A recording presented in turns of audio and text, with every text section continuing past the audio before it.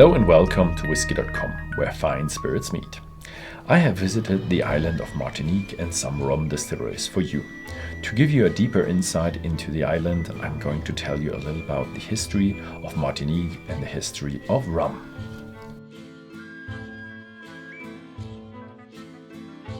The Caribbean island of Martinique belongs to the Lesser Antilles and is an overseas department of France. It was demonstrably colonized from 4000 BC. Various Arawak tribes populated the Antilles from around 100 BC, before the Caribs followed from 600 AD. The highest mountain on Martinique is the Montage Pelée volcano in the north of the island. It has a height of 1,397 meters and is still active. The first verifiable volcanic eruption is said to have occurred around the year 1300. Further eruptions followed, the most devastating of which was in 1902, but more on that later.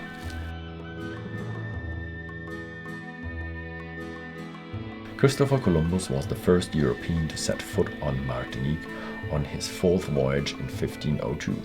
He is said to have set foot on the island somewhere here at Le Carbet beach.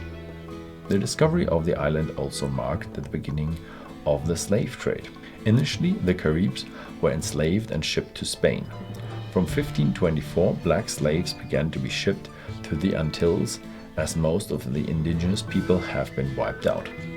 They had to work on the plantations of the immigrant Europeans.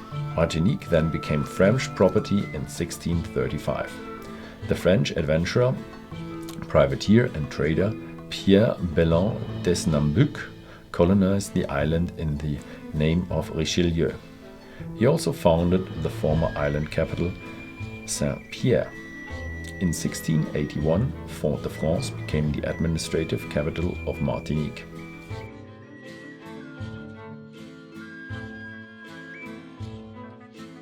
Sugarcane was first cultivated on the island in the 17th century. The Caribbean climate was ideal for this. This meant an initial economic boom for Martinique. One of the largest and oldest sugarcane plantations in Martinique was established in 1660 near Saint-Luc on the Trois-Rivières domain. It owes its name to the three rivers Oman, Boandan, and Saint-Pierre. From 1785 onwards, it was not only sugarcane that was produced here. The production of rhum agricole also began. The distillery's old windmill, which was once used to crush the sugarcane, still stands as a landmark visible from afar. In 1664, the French statesman Jean-Baptiste Colbert founded the French East India Company. Martinique was now officially owned by the French crown. In order to promote sugarcane cultivation in the French Antilles, King Louis XIV issued the Code Noir in 1685. This confirmed slavery in the French colonies and regulated the treatment of black slaves.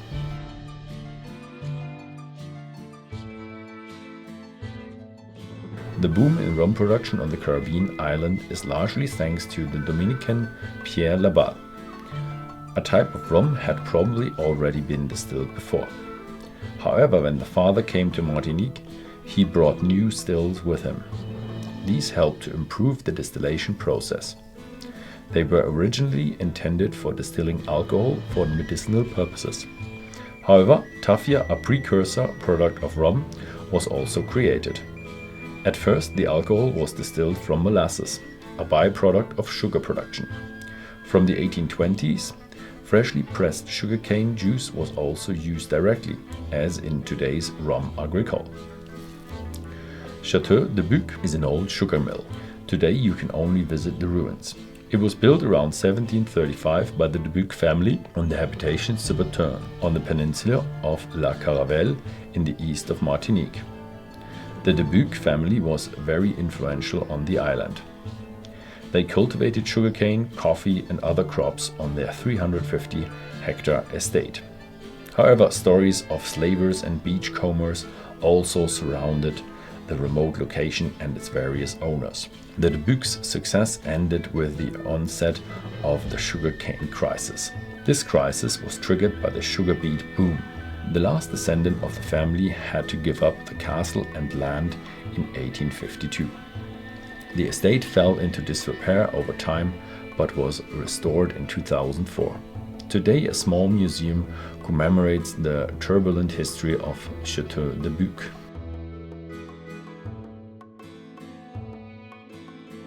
The history of rum in Martinique is also closely linked to the history of slavery. In 1783, there are said to have been around 60,000 slaves on the island, who were important for the economy and the harvested sugarcane on the plantations. The 3-hectare open-air museum, Savane des Esclaves, is a reminder of the living conditions of the slaves at the time. Slavery was finally abolished in 1794 in the course of the French Revolution and after several civil wars with slave uprisings for the time being.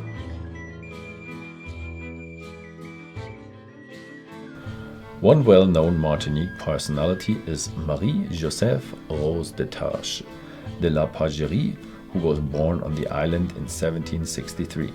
Josephine, who later became Napoleon's wife and Empress of the French, was not very popular in her homeland. As a daughter of the plantation owner, Napoleon is said to have reintroduced slavery at her insistence in 1802. A statue in her honor stood in Martinique's capital, Fort-de-France, from 1859 to 2020, which initially lost its head in 1991 and was completely destroyed in 2020.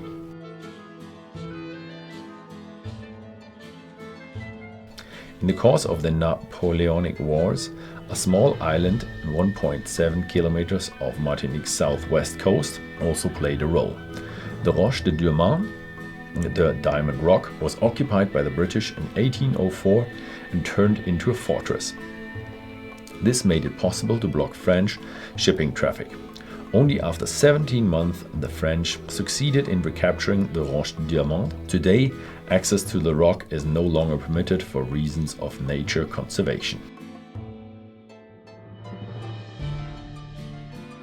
Another memorial to slavery in Martinique is the Memorial Cap 110, which was erected opposite the Diamond Rock in 1998 to mark the 150th anniversary of abolition of slavery.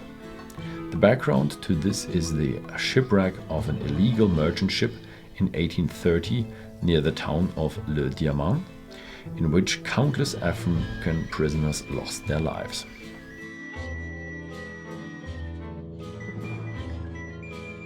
The final abolition of slavery in France and its colonies is thanks to the French politician Victor Schœlcher.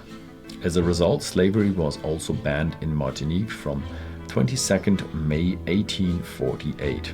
After his death, Schœlcher donated his extensive collection of 10,000 books to the General Council of Martinique. Visiting the library with the Byzantine dome in Fort-de-France is still free of charge. This was Schœlcher's condition for donating the books. Sugar could previously only be produced from sugarcane, and exports of this product flourished as a result. It was not until the sugar beet was cultivated in Prussia that a sugar crisis arose in the French Antilles. In the middle of the 18th century, the pharmacist and researcher Andreas Sigismund Markgraf was able to prove that beetroot had a sugar content.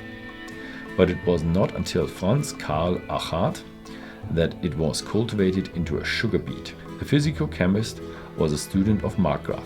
Industrial sugar production from the same beetroot began in 1802 when the first factory opened. Napoleon's continental blockage from 1807 to 1813 made the import of sugarcane from the colonies extremely expensive. As a result, the cheaper domestic beetroot found more and more buyers, in contrast to the cane sugar which was produced on the Caribbean islands. Many sugarcane factories in Martinique had to close due to the collapsing demand during the Great Sugar Crisis around 1883. However, the demand for rum remained unbroken. Due to the lack of molasses, a byproduct of sugar production, the rum producers had to come up with something else. There was plenty of sugarcane on the island. This is how the predominant use of fresh sugarcane juice from rum production began. Rhum agricole is still produced today in Martinique and the other French overseas departments of Guadeloupe and La Réunion.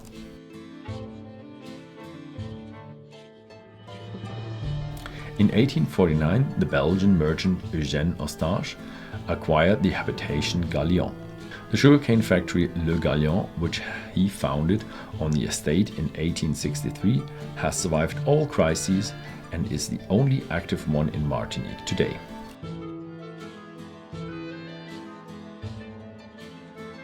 As most distilleries in Martinique follow the AOC rules, they are subject to strict regulations. For example, plantation owners are only allowed to grow 120 tons of sugarcane per hectare. This is to prevent an oversupply of rhum agricole. On average, however, only around 72 tons are grown per hectare, while around 13,500 hectares were still being cultivated in 1960. The area under sugarcane fell to around 5,500 hectares in 20 years. Today, around 3,800 hectares are cultivated. The largest sugar producer on the island is the already mentioned Le Galion sugar factory. Le Galion currently cultivates 500 hectares itself and 250 hectares are through small farmers. This accounts for around 20% of all sugarcane cultivation in Martinique. Baie de Trésor is also located on the grounds of Habitation Le Galion. The brand is named after a bay on the La Caravelle Peninsula, the Baie de Trésor, or Treasure Bay. This is where a Spanish galleon full of gold is said to have been sunk by pirates. However, it is not distilled at the habitation, but in partnership and according to its own recipe at the St. James Distillery. Baie de Trésor rums have been produced since 2018. The brand attaches great importance to terroir. The exact parcels of land from which the sugarcane originates can therefore be seen on the bottle. Visitors can taste the rhum agricole from Baie de Trésor on site. The garden and Hindu temple are also open to the public. This dates back to 1895 when Martinique was suffering from a severe drought. The Indian laborers on the habitation then invoked their gods, and indeed it is said to have started raining after a few days.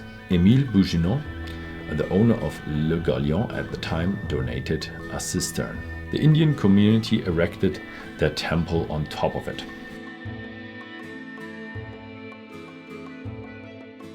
One of the biggest disasters on Martinique occurred in 1902 with another eruption of Montage Pelée. There is evidence that there was already an eruption in 1635 when the French landed on the island.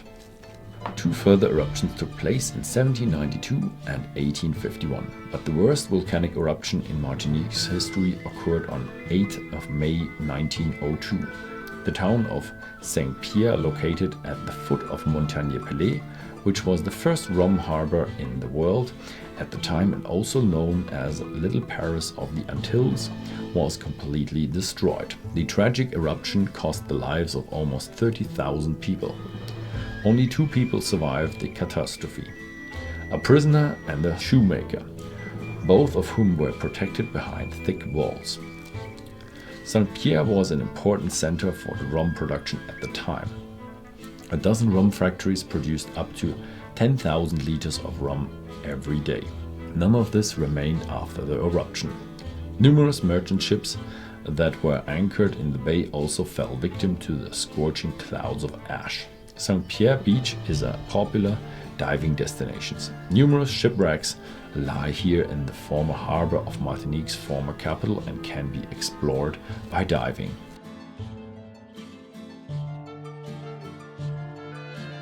The De Pas distillery is the only one of the many distilleries in Saint-Pierre that has been rebuilt. Victor De Pas, who was studying in France at the time, lost his entire family. He decided to return to Martinique and rebuild the estate and rum distillery. Just 15 years after the major volcanic eruption, the Pass distillery was up and running again. Today, the Pass grows around 10,000 tons of sugarcane on an area of 120 hectares. This means that the distillery produces an average of 1 million liters of rhum agricole per year. Like de Lyon, the Pass brand belongs to the Madinina company.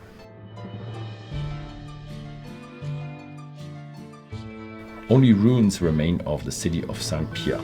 One of the most impressive of these is still the theatre of Saint-Pierre. It was inaugurated in 1786 and was the largest theatre in Martinique at the time. When the American seismologist Frank A. Parrott came to Martinique after another minor eruption in 1929, he had a museum built in Saint-Pierre. The Musée Volcanique de Frank A. Parrott opened its doors in 1933. In 2018, the name Memorial to the Catastrophe of 1902 was added. It is dedicated to the memory of the 1902 eruption and the volcanology in general. Parrott also has a monitoring system installed to detect volcanic activity on Montage Pelée at an early stage. Despite the numerous natural disasters to which the Caribbean island was repeatedly exposed, the demand for rum remained constant. At the end of the 19th and beginning of the 20th century, rhum agricole for Martinique experienced a heyday. Around 60,000 hectoliters of raw alcohol are said to have been produced on the island at this time. During the First World War, the demand for cane sugar and rum even increased and exports were made to France. This understandably aroused the envy of spirits produced from mainland France. However, the quotas and taxes that were subsequently imposed did nothing to dampen the popularity of rhum agricole. In 1996, it was even awarded the label AOC, which stands for a controlled designation of origin.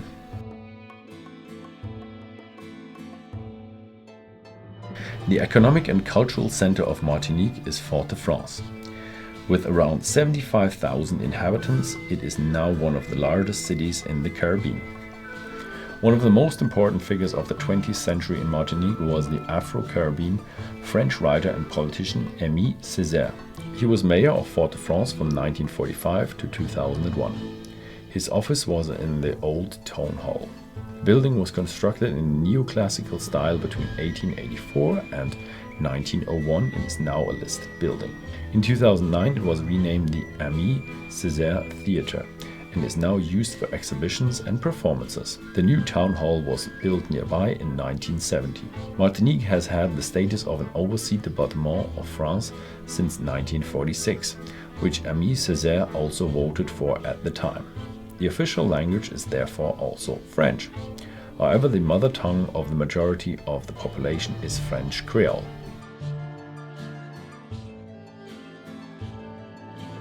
The population of Martinique is made up of many different population groups.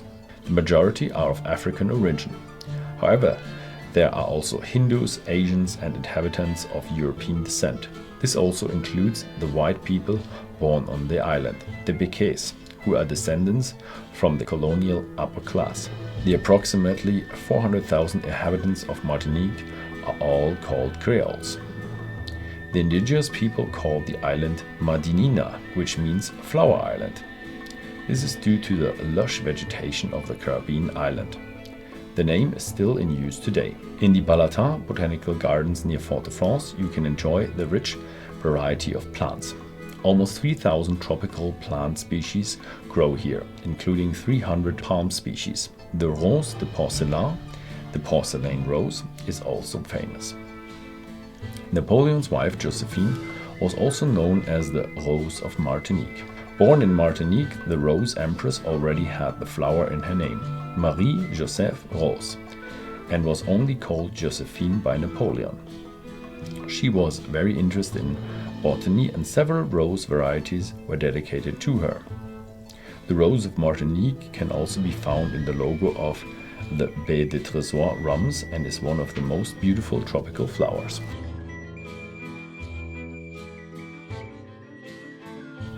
Today there are only about 10 active rum distilleries left on the island of Flowers, out of the 100 that once existed, and some of which we were able to visit.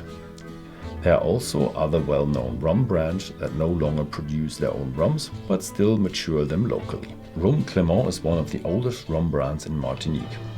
Homer Clément, a doctor and farmer, cultivated sugarcane on his estate from 1887. The famous rhum agricole was distilled there from 1917. This proved to be very lucrative right from the start. He was awarded a state contract to produce rum for the French army. The distillery no longer distills its own rum, and the old distillery has been converted into a rum museum. However, around 12,000 barrels containing a total of around 2 million liters of rum still mature in the Clément warehouse. Habitation Clément has been owned by the Ayotte family since 1986. The family is beginning the Martinique-based company GBH, Groupe Bernard Ayotte, and also owns the Rhum JM distillery. This rum distillery in the north of Martinique bears the initial of its founder, Jean-Marie Martin. He bought the former Font-Préville sugar factory in Macouba in 1845 and had it converted into a distillery. The sugarcane from the JM rum comes from the surrounding 300-hectare plantations. Since no large warehouses could be built due to the partly impassable location in the mountains, only about 750 barrels out of the total around 10,000 mature on the estate itself. Another branch of the Ayotte family owns the HSE brand. In 1882, the young industrialist Amédée Aubery had the former La Mauger sugar factory converted into a rum distillery. Today, the habitation Saint-Etienne is only used for bottling and storage. Around 1.5 million liters of rum are produced each year. Distillation takes place in the sister distillery of Le Simon. The Nissen distillery is one of the few independent rum distilleries in Martinique. The small family business near Le Carbet was founded in 1932 by the Nissen brothers on the Carbet estate. Over the years, the Nissens have made a name for themselves as merchants. The Nissen logo shows a trading ship, a reminder of their beginnings as merchants. Today, the distillery cultivates around 45 hectares of sugarcane fields for the production of its rum. It is also committed to sustainable agriculture. The many birds that can be seen above the plantations are a clear sign that no pesticides are used in the fields. They are searching for insects that still exist in the fields without the use of pesticides. Another independent family distillery is the Habitation Beauséjour. The distillery buildings are located in the historic estate dating back to 1671. The sugarcane factory that was located here was converted into a distillery around 1883. The ancestors of the current owners, the Delucy family, bought the distillery in 1928 and continued to distill rum until 1958. In the following years, however, the company focused more on the cultivation of bananas. Sugarcane has been grown on the Habitation Beauséjour plantation again since 2007. The first rum HBS was distilled in 2020.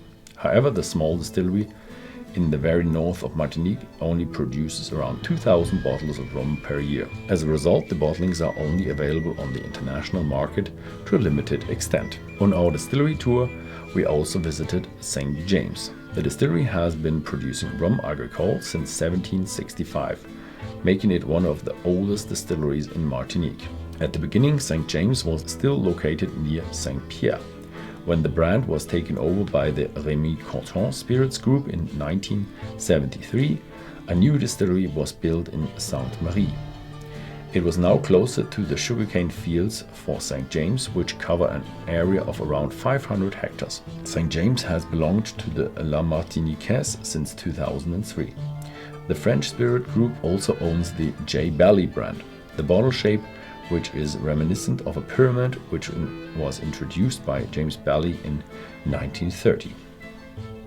In addition to many old distilleries in Martinique, which can look back on a long history, there is also a newly founded distillery, A1710. Officially, authorization for the opening of A1710 was granted in 2015. The entire production process, from growing the sugarcane to bottling the rum agricole, takes place on site. Other distilleries in Martinique are La Favorite, La Monie and Trois-Rivières. While La Favorite still produces independently, La Monie and Trois-Rivières belong to the Campari group. In Martinique, anyone who enjoys rum can experience the world of rum. Many distilleries offer guided tours of the sugarcane plantations and production facilities. On-site tastings are also possible. The distillery videos of our Martinique tour, which also include bottle tastings, can be found on our YouTube channel. Take a look at our Whisky.com shop if you would like to try rums from Martinique for yourself. If you liked the video, we would greatly appreciate if you subscribe and gave it a thumbs up. Thank you for watching and see you next time.